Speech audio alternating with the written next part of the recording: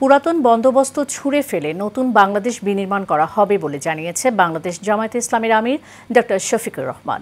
বিকেলে রাজধানীর সোহরাওয়ার্দী উদ্যানে বাংলাদেশ জামায়াতে ইসলামীর জাতীয় সমাবেশে প্রধান অতিথির বক্তব্যে তিনি একথা বলেন। এ সময় হঠাৎ অসুস্থ হয়ে পড়ে যান জামায়াত আমির। পরে মঞ্চে বসেই ভাষণ দেন তিনি। জাতীয় সমাবেশে বিএনপি এবং এবি পার্টি ছাড়া সব রাজনৈতিক দলের নেতারা অংশ নিয়ে বক্তব্য রাখেন। সারা দেশ থেকে আসা লাখো নেতাকর্মীর ঢল নামে এই সমাবেশে। বাতেন বিপ্লবের রিপোর্ট। রাজধানীর সোহরাওয়ার্দী উদ্যানে বেলা 2টার দিকে বাংলাদেশ জামায়াতে ইসলামীর জাতীয় সমাবেশের মূল পর্ব শুরু হয়।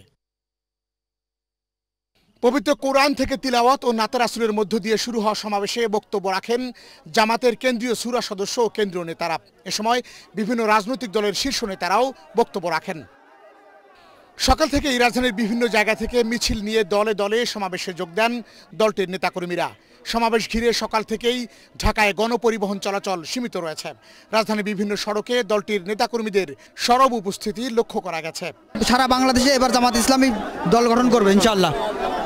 যে বিজয় ইনশাআল্লাহ সব জায়গায় দাঁড়িপাল্লা 300 হ্যাঁ দাঁড়িপাল্লা। এই জামাতি সমাবেশে এসে আমাকে যে আনন্দিত লাগতেছে, মনে হয় যে এতে যদি আমার বুকে 100টা গুলি ছড়ে তা আমার কোনো আর দুঃখ নেই। সমাবেশের আশপাশের এলাকা ঘুরে দেখা যায় কারো কারো পরনে জামায়াতের লোগো সংবলিত টি শার্ট, কারো কারো মাথায় দলীয় সাদা ফিতা, আবার কেউ কেউ এসেছেন দলীয় প্রতীক দাঁড়িপাল্লা হাতে। মিছিল নিয়ে দলীয় স্লোগানে সোহরাওয়ার্দী উদ্যান সমাবেশস্থলের দিকে যাচ্ছেন তারা।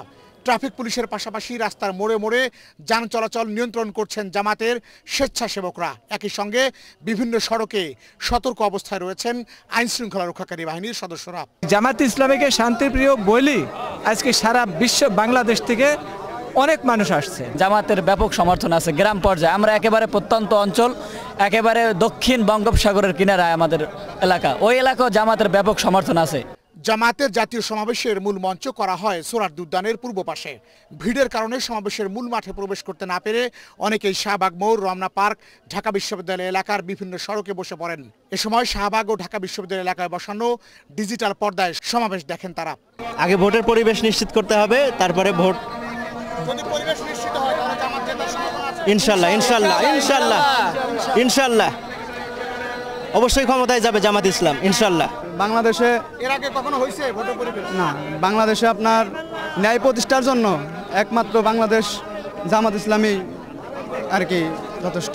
সমাবেশে প্রধান অতিথির বক্তব্য দেওয়ার সময় অসুস্থ হয়ে পড়েন জামাতের আমির ডাক্তার শফিকুর রহমান। সেখানেই প্রাথমিক চিকিৎসা নিয়ে বক্তব্য দেন তিনি। বলেন, জামাত ইসলামী এই দেশকে নতুনভাবে গড়ে তুলবে।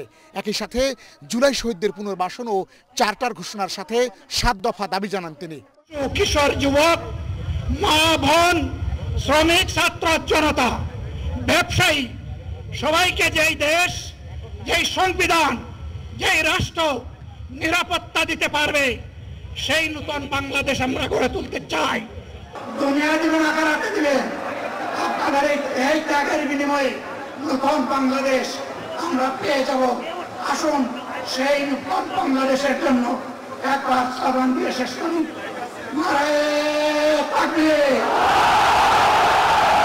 জামাতের আমির বলেন, এই দেশে আর কোনো চাঁদাবাজি ও টেন্ডারবাজি চলতে দেয়া হবে না।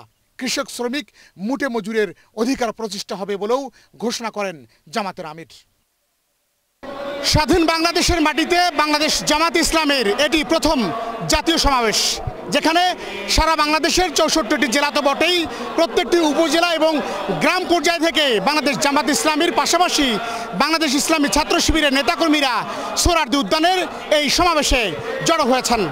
এই সমাবেশে 7 দফা দাবির পাশাপাশি জাতীয় ঐক্যই হবে মূল ইস্যু। বাতেন বিপ্লব, এশিয়ান টেলিভিশন, সোহরাওয়ার্দী উদ্যান, ঢাকা।